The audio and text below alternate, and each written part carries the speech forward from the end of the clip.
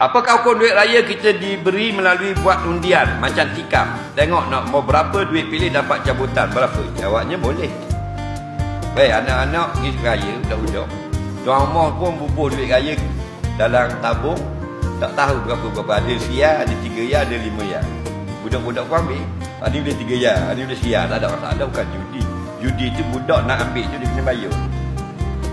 Faham lagi? Dia kena bayar. Maka kemungkinan dia rugi.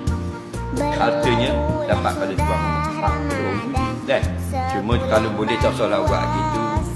Nah, jadi pergi sama 3 orang. Tu boleh siar, tu 10 ya. Ye, 10 ya, ye, 10 ya, gocohnya habis tu. Dah.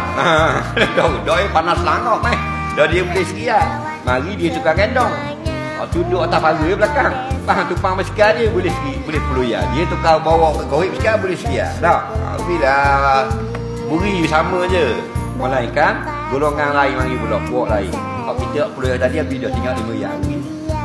Faham lagi?